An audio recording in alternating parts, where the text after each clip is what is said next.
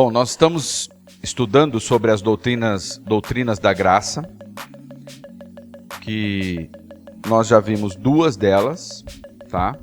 Então, quem perdeu, tá lá no canal nosso do YouTube, você pode assistir depois.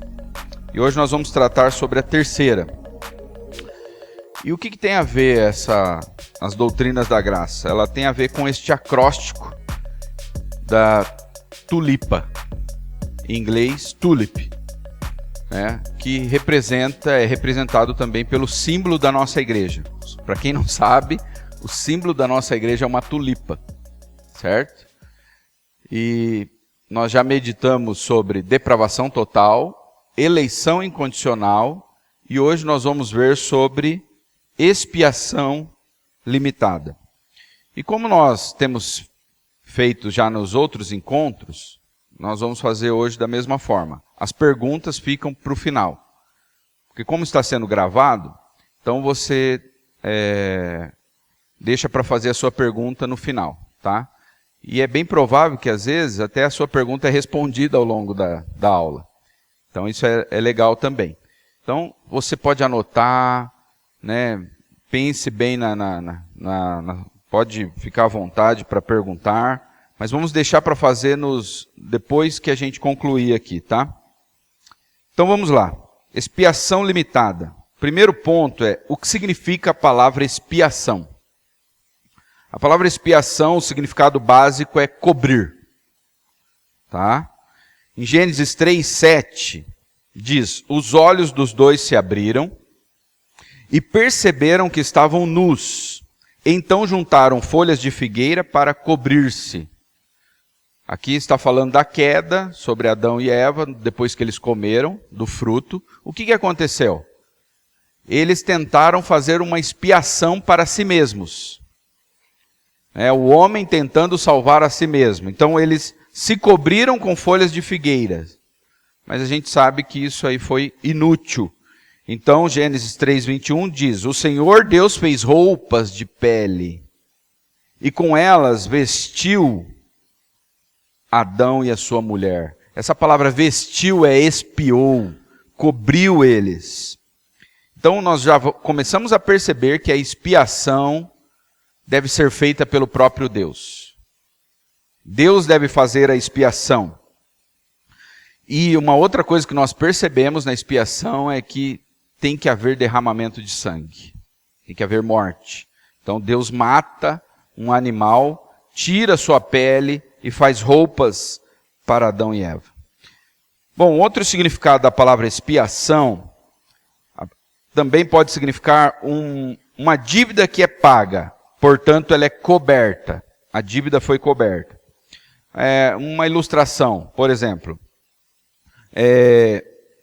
Alguém pode ilustrar esta ideia falando de uma dívida a um banco, por exemplo.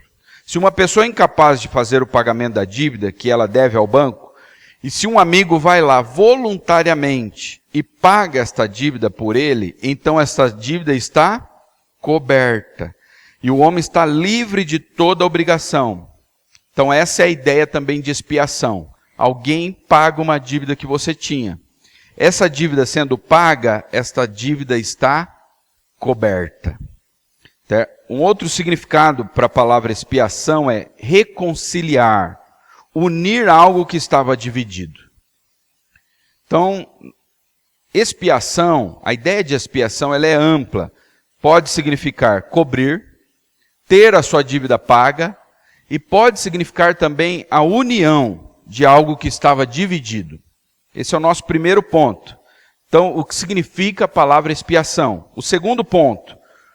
O que a expiação tem a ver conosco? Então, se expiar é cobrir, pagar, unir, o que isso tem a ver conosco? Bom, o homem, ele estava unido com Deus no Éden. No Éden, o homem estava unido com Deus. Então, ele é expulso do Éden depois da sua desobediência, da sua rebelião. Então, o pecado separou o homem de Deus. Isaías 59:2, o que diz? Mas as suas maldades separam vocês do seu Deus. Os seus pecados esconderam de vocês o rosto dele, e por isso ele não os ouvirá. Então, o que a expiação tem a ver conosco? Nós fomos separados, e um dos significados da palavra expiação é unir. Então, por meio da expiação, o homem é novamente unido com Deus. Então, expiar é cobrir, pagar e unir. O pecado nos separou, então a expiação vem para nos unir novamente com Deus.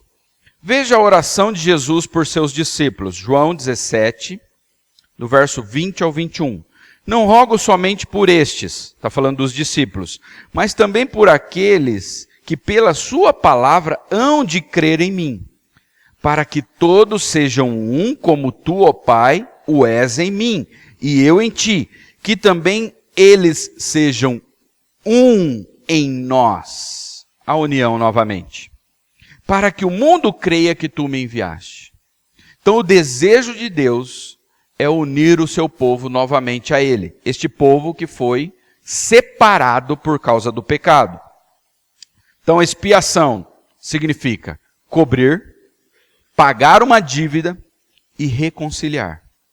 E o que isso tem a ver conosco? Nós estávamos descobertos, nós estávamos nus, então Deus nos cobre com o manto do seu Filho. Nós tínhamos uma dívida, Deus pagou por nós. Nós estávamos separados e Ele nos uniu. Vamos entender então um pouco mais sobre a expiação. Bom, primeiro, a ideia de expiação é cobrir, certo? Já vimos que Adão foi incapaz de cobrir o seu próprio pecado. Nós também somos incapazes de cobrir o nosso próprio pecado.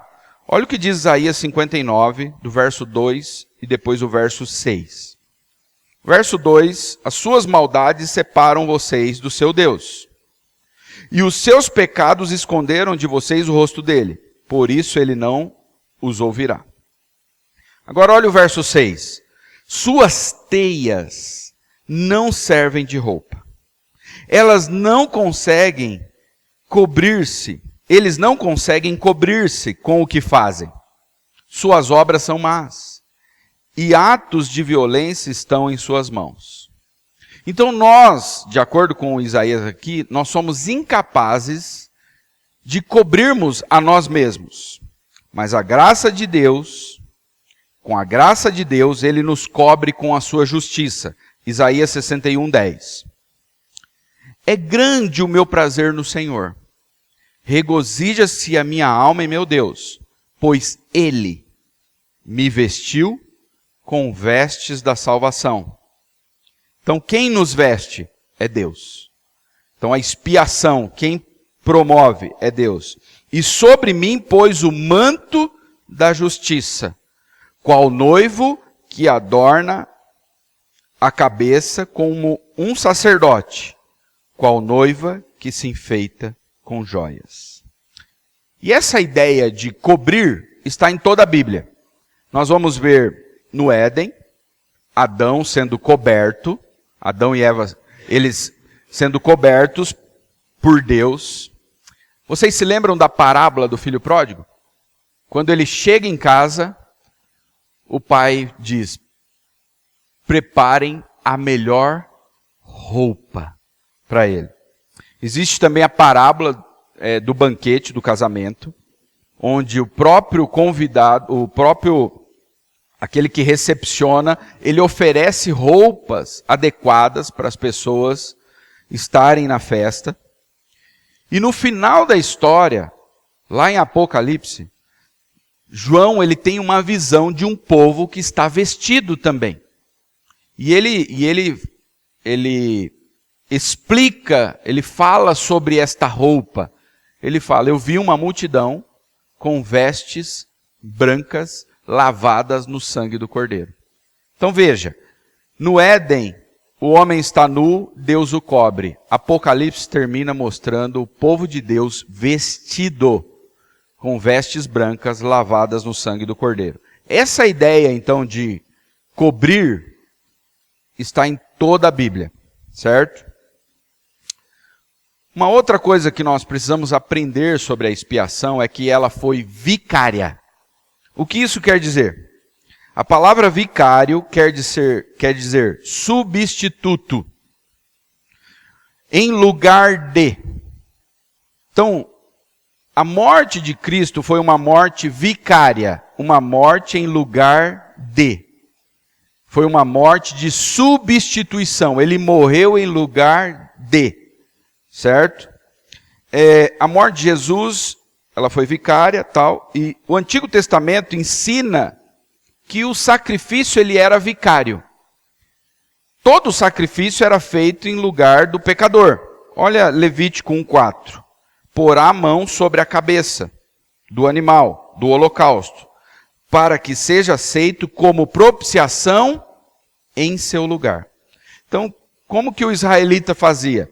Quando ele ia fazer um sacrifício, ele levava ao sacerdote e ele colocava a mão sobre a cabeça do animal. O que isso significava, simbolicamente? Que os seus pecados eram transferidos para o animal. E aí o animal era morto, no lugar daquela pessoa. Isaías 53:6 nos dá uma outra ideia de sacrifício vicário. Todos nós, tal qual ovelhas, nos desviamos. Cada um de nós se voltou para o seu próprio caminho, e o Senhor fez cair sobre ele a iniquidade de todos nós. Então Cristo leva o nosso pecado de forma vicária, em nosso lugar.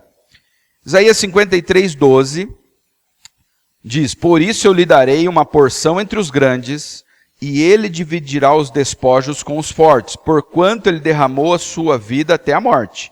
Foi contado com os transgressores, pois ele carregou o pecado de muitos e intercedeu pelos transgressores. Então, Jesus morreu em lugar de pecadores. Foi uma morte vicária. E o Novo Testamento fala também do sacrifício de Cristo como um sacrifício vicário. 2 Coríntios 5:21. Deus tornou pecado por nós, aquele que não tinha pecado, para que nele nos tornássemos justiça de Deus. Quando a Bíblia diz que Deus tornou Cristo pecado, não significa que Cristo pecou. Significa que os nossos pecados foram colocados na conta de Jesus. Cristo morreu sem nenhum pecado, ele nunca pecou. Então quando diz ele se tornou pecado, é de forma jurídica, de forma legal.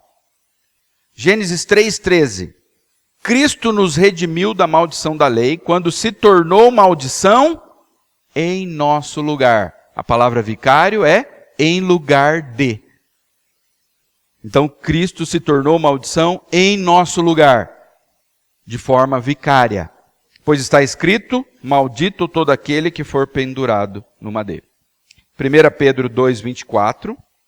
Ele mesmo levou em seu corpo os nossos pecados sobre o madeiro, a fim de que morrêssemos para os pecados e vivêssemos para a justiça, pois por suas feridas vocês foram curados.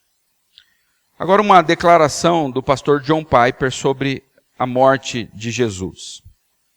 Deus Pai selecionou o mais exaltado, magnificente, belo e precioso ser do universo e fez um pacto com ele, para que ele suportasse uma demonstração do tipo de fúria que Deus sente contra os que depreciam a sua glória. Deus derramou toda a sua fúria sobre ele. Então Cristo sofreu o que era para nós sofrermos no inferno. Então imagine o que você sofreria toda a eternidade no inferno, Cristo sofreu na cruz, de forma concentrada ali. Né? Então a expiação é algo excepcional, é algo assim que deve mexer com a gente, né? Nos fazer refletir. Cristo sofreu toda a ira de Deus, que era para você ter recebido, ele recebeu lá. Porque ele se colocou no seu lugar. Essa é a ideia, morte vicária. Então, o que nós já vimos? O significado da palavra expiação, que é cobrir, pagar e unir. Certo? Nós já vimos as decorrências sobre a expiação. Na expiação havia uma oferta em lugar do pecador. A expiação de Jesus foi voluntária e foi vicária. Ele morreu no seu lugar. A palavra vicário, substituto. A morte de Jesus foi uma morte vicária, ou seja, Jesus morreu em nosso lugar. 1 Pedro 3,18, porque também Cristo, 1 Pedro 3,18, porque também Cristo padeceu uma vez pelos pecados, os justos pelos injustos, para levar-nos a Deus, mortificando, na verdade, na carne, mas vivificado pelo Espírito. Então, Cristo padeceu uma vez pelos pecados, o justo pelos injustos, para levar-nos a Deus. A ideia de unir, novamente. Mortificando, na verdade, na carne, mortificado, na verdade, na carne, mas vivificado pelo Espírito. Então, essa é a ideia de expiação. Certo? Vamos agora tratar a parte mais polêmica sobre a expiação. Qual é a extensão da expiação? Por quem Jesus Cristo morreu? Parece uma pergunta tão simples, pastor. Por quem Jesus Cristo morreu? Não é tão simples. Existem 3 formas de interpretar a morte de Jesus. Bom, a primeira, Jesus morreu por todos, mas não salvou a todos. Certo? Sua morte tornou possível a salvação a todos os que viessem a crer nele. Isso é uma corrente, no meio teológico é chamada de arminianismo. Tá? São os arminianos.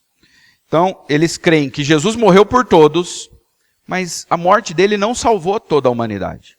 Ela tornou possível a salvação.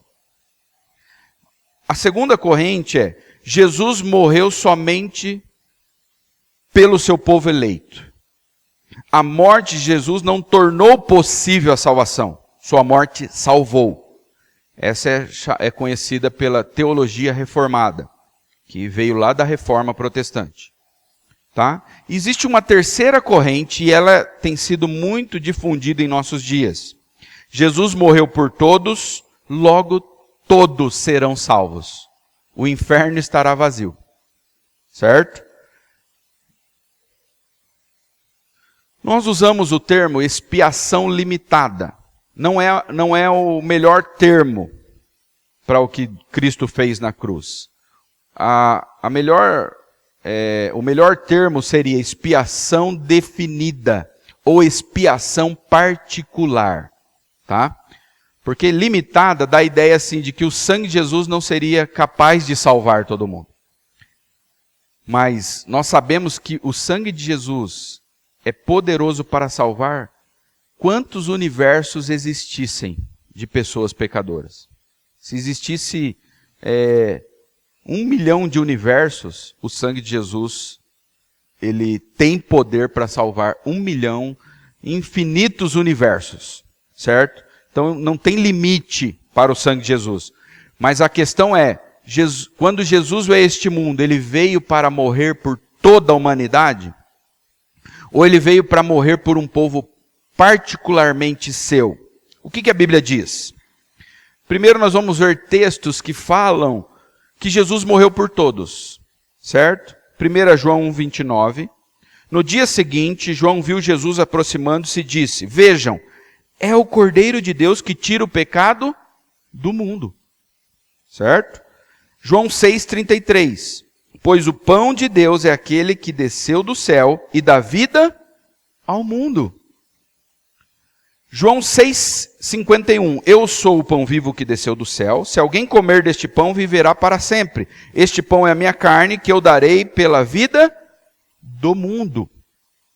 2 Coríntios 5,19. Deus em Cristo estava reconciliando consigo o mundo, não lançando em conta os pecados dos homens, e nos confiou a mensagem da reconciliação.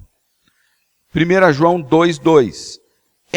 Ele é a propiciação pelos nossos pecados, e não somente pelos nossos, mas também pelos pecados de todo o mundo. E 1 Timóteo 2, versos 5 e 6 diz: porque há um só Deus e um só mediador entre Deus e os homens, Jesus Cristo o homem, o qual se deu a si mesmo em preço de redenção por todos, para servir de testemunho a seu tempo. E Tito 2,11 diz: porque a graça de Deus se há manifestado, trazendo salvação a todos os homens.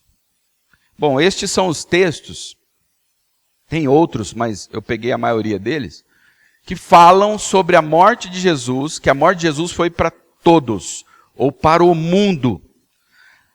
Mas existem outros textos também na Bíblia que dizem que Jesus morreu para um povo específico, que a expiação de Jesus foi definida, ela foi particular.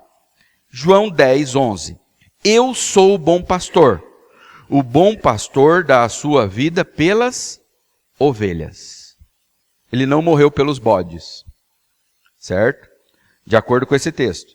João 10:26. Mas vós não credes porque não sois das minhas ovelhas, como já vou-lo tenho dito. Então ele está dizendo que existem as ovelhas e existem aqueles que não são ovelhas. Os que não creram não são suas ovelhas, e por estes ele não morreu. João 11, versos 51 e o 52. Ele não disse isso de si mesmo, mas sendo sumo sacerdote naquele ano, profetizou que Jesus morreria pela nação judaica. E não somente por aquela nação, mas também pelos filhos de Deus que estão espalhados para reuni-los num povo. Este outro texto diz que Jesus morreu pelos filhos de Deus. E a Bíblia vai nos mostrar que nem todos são filhos de Deus. Por exemplo, nós estamos meditando aos domingos, Caim era filho do maligno. Então, de acordo com esse texto, Jesus não morreu por Caim. Vamos ver outros. Efésios 5:25. Maridos, amem suas mulheres assim como Cristo amou a igreja e entregou-se a si mesmo por ela. Então, esse texto também diz que a redenção é particular. Jesus morreu pela igreja. Atos 20:28. Cuidem de vocês mesmos e de todo o rebanho sobre o qual o Espírito Santo os colocou como bispos, para pastorearem a igreja de Deus que ele comprou com o seu próprio sangue. Então Jesus comprou a igreja. Mateus 1:21. Ela dará à luz um filho e você deverá dar-lhe o nome de Jesus, porque ele salvará o seu povo dos seus pecados. Mateus 20:28. Como filho do homem, que não veio para ser servido, mas para servir e dar a sua vida em resgate por todos. Não. O texto diz, por muitos. Ele não veio dar a sua vida em resgate por todos, mas por muitos. Muitos não significa todos. Isaías 53:12, que é o texto do Antigo Testamento, mais assim, que fala sobre a pessoa do Messias. Por isso eu lhe darei uma porção entre os grandes, e ele dividirá os despojos com os fortes, porquanto ele derramou a sua vida até a morte. Foi contado entre os transgressores, pois ele carregou o pecado de muitos e intercedeu pelos transgressores. Tito 2,14, ele se entregou por nós, a fim de nos remir de toda a maldade e purificar para si mesmo um povo particularmente seu, dedicado à prática das boas obras. Então, existem textos que falam que Jesus morreu por todos, existem textos que falam que Jesus morreu pelas suas ovelhas, pela sua igreja, pelos filhos de Deus, por um povo particular. Como nós podemos resolver a questão, então? Bom, primeira opção que nós temos. A morte de Cristo redimiu todas as pessoas. Nós poderíamos dizer assim, Cristo expiou o pecado de toda a humanidade. Certo? Então todos serão salvos. Essa seria uma opção. Cristo morreu por todos, pagou a dívida de todos, a dívida está paga, ninguém deve mais nada. Então, todos serão salvos. Mas isso contraria vários textos da Bíblia que falam sobre a condenação, de que algumas pessoas serão condenadas, que algumas pessoas serão destinadas ao inferno. Existem textos que falam sobre os bodes e sobre as ovelhas, e que os bodes serão lançados no inferno. Existe um texto na Bíblia que fala sobre o joio e sobre o trigo. O joio será lançado no fogo. Eu separei um texto, Mateus 7, 21 ao 23. Nem todo aquele que me diz Senhor entrará no reino dos céus, mas apenas aquele que faz a vontade de meu Pai que estás nos céus. Muitos, atentem bem para essa palavra, muitos me dirão naquele dia, Senhor, Senhor, não profetizamos em teu nome? Em teu nome não expulsamos demônio e não realizamos muitos milagres? Então eu lhes direi abertamente, nunca os conheci, afastem-se de mim, vocês que praticam o mal. Então, de acordo com esse texto, muitos serão afastados, não entrarão no reino de Deus. Então, a primeira opção, ela não é uma opção saudável, não é uma opção bíblica. Dizer que Cristo pagou a dívida de todos e todos, então, não devem mais nada e todos serão salvos, não encontra base nas Escrituras para isso. Essa opção. A segunda opção, a morte de Cristo tornou possível a salvação de todas as pessoas. Então, quando Jesus morreu, ele não salvou naquele momento. Ele tornou possível que todos pudessem ser salvos. Qual que é o problema com essa visão? Jesus morreu por todos os homens, mas não salvou todos os homens. Ele morreu por eles, mas não salvou eles. Então, nós não podemos dizer que houve um pagamento na cruz. Não houve um pagamento. Se Jesus morreu por todos, qual o argumento para que todos não se salvem? Então vamos imaginar o seguinte, Jesus morreu por todos, mas algumas pessoas não serão salvas. Por que elas não serão salvas? Porque elas não creram. Esse é o argumento, certo? Mas a ideia é o seguinte, Jesus morreu por todos, todos não serão salvos, e os que não serão salvos é porque não creram. Aí surge uma outra pergunta. Jesus morreu por todos e pelos pecados de todos. Jesus morreu por todos os homens e pelos pecados de todos os homens. Se Jesus morreu por todos os homens e pelos pecados de todos os homens, a descrença é um pecado? A pessoa que não creu em Jesus, é pecado não crer em Jesus? É pecado rejeitar a Cristo? Então como é que fica? Jesus morreu por todos e por todos os pecados, mas menos pelo pecado da descrença. Não, por esse pecado Jesus não morreu. Está vendo como fica complicado? Se Jesus morreu por todos e por todos os pecados, até mesmo o pecado da descrença foi pago. Então essa pessoa deveria ser salva, mesmo não crendo. Porque se Jesus morreu por todos os pecados, ele morreu também pelo pecado da descrença. Então, é uma opção que não tem consistência. Certo? Se Jesus morreu por todos os homens e todos os seus pecados, o pecado da descrença também deveria ter sido pago. Nós temos uma terceira opção. Jesus operou uma expiação definida ou particular. Como que a gente pode resolver isso? Porque existem textos que dizem que Jesus morreu por todos. Agora, nem sempre que a Bíblia diz todos, quer dizer todos sem exceção.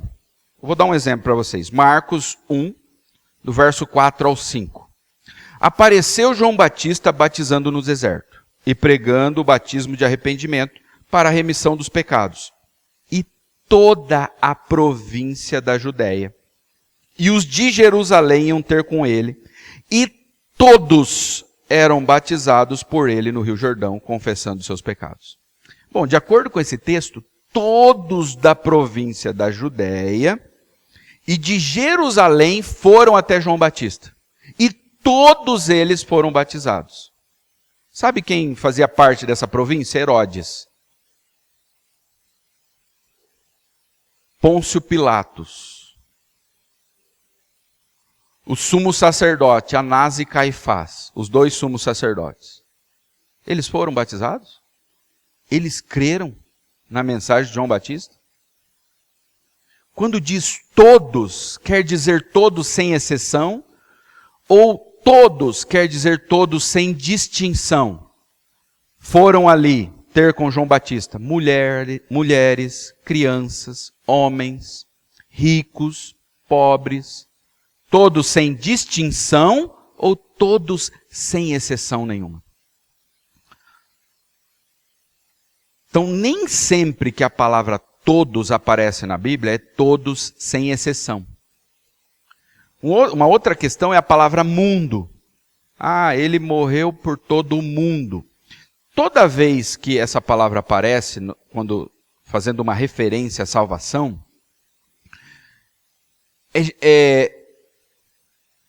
alguém está falando para judeus, para mostrar para os judeus que a salvação não é só dos judeus. Então, quando diz que Jesus morreu por todo o mundo, significa que Jesus morreu também pelos gentios, não só pelos judeus. Por pessoas de todas as tribos, raças e nações, mas não por todos sem exceção. Pelo mundo todo sem distinção. É isso que nós vemos lá em Apocalipse, que Jesus comprou pessoas de todos os povos, tribos, raças, línguas e nações.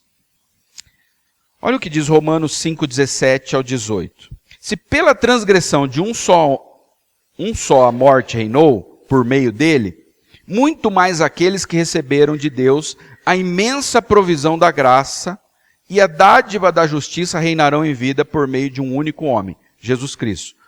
Consequentemente, assim como uma só transgressão resultou na condenação de todos os homens, uma só transgressão resultou na condenação de todos os homens. Está falando de que transgressão? Quem foi essa uma só transgressão? Quem cometeu essa única transgressão? Adão. Então, como uma só transgressão resultou na condenação de todos os homens, assim também um só ato de justiça resultou na justificação que traz vida a todos os homens. Esse texto fala sobre duas ações, a ação de Adão e a ação de Cristo. Um ato de rebeldia gerou morte a todos os homens, certo? Isso aí falhou? Algum homem nasceu sem pecado? Algum homem nasceu sem a morte sobre ele? Nenhum. Todos os descendentes de Adão receberam a condenação. Todos. Agora, se nós olharmos então para a outra parte do verso, um só ato de justiça resultou na justificação que traz vida a todos os homens. Todos os homens foram justificados. Judas foi justificado. O faraó foi justificado. Então, como que a gente explica isso aqui? Adão cometeu um ato e todos os seus descendentes foram contaminados pelo pecado. Agora, Jesus pratica um único ato de justiça e o texto diz que isso resultou em justificação a todos os homens. Bom, como que se explica esse texto? Os descendentes de Adão foram afetados pelo ato de Adão. Então, quem vai ser afetado pelo ato que Cristo praticou? Os seus descendentes. Somente os seus descendentes. Os descendentes de Adão foram afetados pelo ato dele de rebeldia. E agora, quem vai ser afetado pelo ato de justiça de Cristo? Também os seus descendentes. E aí a pergunta, todos são descendentes de Jesus? Todos são irmãos de Jesus? São da família de Cristo? Nós já vimos que existem os filhos do maligno, existe o joio, existem os bodes, existe Judas, que era filho do maligno. Então não é descendente do Messias. 1 Coríntios 15, 22 diz: porque assim como todos morrem em Adão, assim também todos serão vivificados em Cristo. Novamente, todos morrem em Adão. Todos quem? Os seus descendentes. E da mesma forma, todos serão vivificados em Cristo. Todos quem? Os seus descendentes. Então a morte de Adão passou aos seus descendentes, e a vida e justiça de Cristo também foi passada aos seus descendentes. Para nós finalizarmos, vamos entender novamente a estrutura das doutrinas da graça.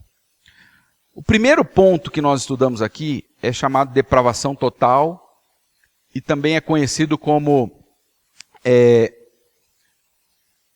corrupção geral do homem. O homem foi totalmente corrompido. O homem é incapaz de ir a Deus. Esse foi o primeiro ponto que nós estudamos, o Giovanni que deu esse estudo. João 6,44 diz: ninguém pode vir a mim, se o Pai que me enviou não o atrair, e eu o ressuscitarei no último dia. O primeiro ponto que nós estudamos mostra a incapacidade do homem. O homem ele está totalmente corrompido. E ele não tem capacidade de ir até Deus. O texto diz: ninguém pode vir a mim, a não ser que o Pai pegue essa pessoa e leve ela até Cristo. João 6,65, ele repete, e prosseguiu: e por isso eu lhes disse, que ninguém pode vir a mim, a não ser que isso lhe seja dado pelo Pai. Então isso mostra o quê? A corrupção do homem. O homem é incapaz de salvar a si mesmo. É Deus que tem que vir ao encontro do homem e tirar o homem do lamaçal. Aí vocês vão lembrando das figuras que tem na Bíblia. Quando Adão pecou, não foi Adão que foi até Deus. Deus vem até o encontro de Adão. Todas as passagens é Deus vindo ao encontro do homem. E por último, nós vamos ver, Cristo, Ele deixa a glória e vem aqui. Não foi o homem que foi até Deus.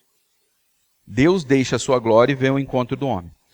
O segundo ponto, então, que nós estudamos é que se só vai até Cristo aqueles que o Pai levar, a pergunta é: Deus vai levar todos os homens a Cristo? Não. Se Ele não leva todos os homens a Cristo, então Ele leva um povo que Ele escolheu.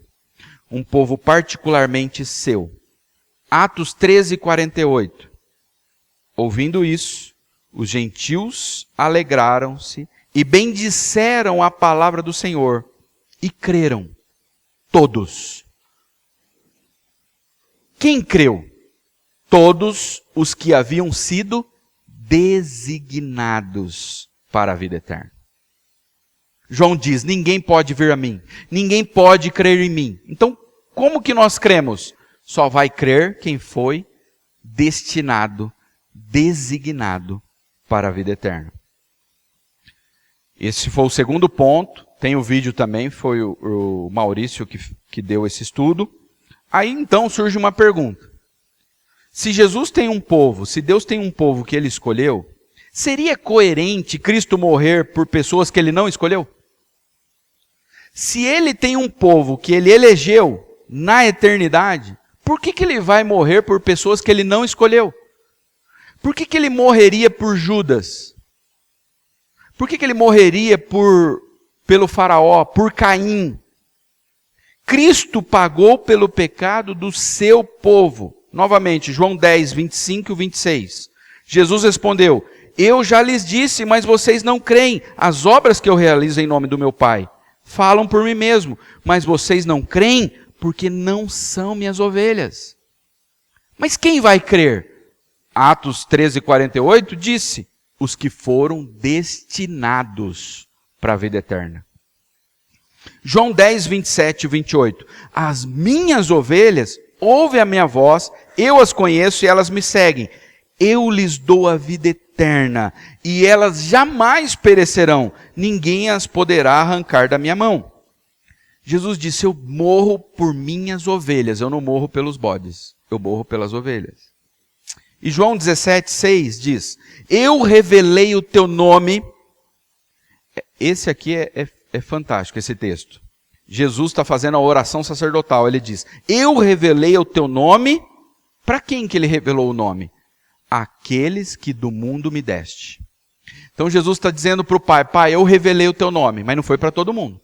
Só para aqueles que o Senhor me deu. Eles eram teus, tu os deste a mim, e eles têm guardado a tua palavra. Jesus não revelou o Pai para todos. Jesus revelou o Pai só para aqueles que o Pai deu a ele. João 17:6. Perdão. João 17:9. Eu rogo por eles.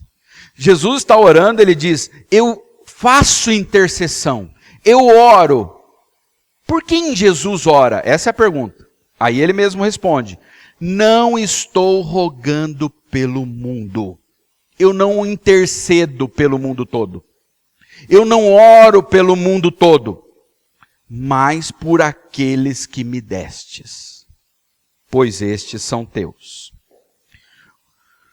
Quando teve a primeira Páscoa no Êxodo, lá na passagem, quando o povo de Israel vai sair do Egito, eles tinham que matar um cordeiro, certo?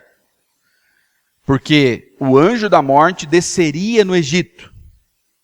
O cordeiro, o sangue daquele cordeiro, ele foi dado a todo o Egito? Não. Aqueles cordeiros que morreram foram dados para pessoas particulares. O sangue não foi dado para todos. Não foi dado. E a gente vai ver que todos os sacrifícios do Antigo Testamento também, eles eram dados para pessoas em particular, não para toda a raça humana. Só para aqueles a quem foi dado o cordeiro.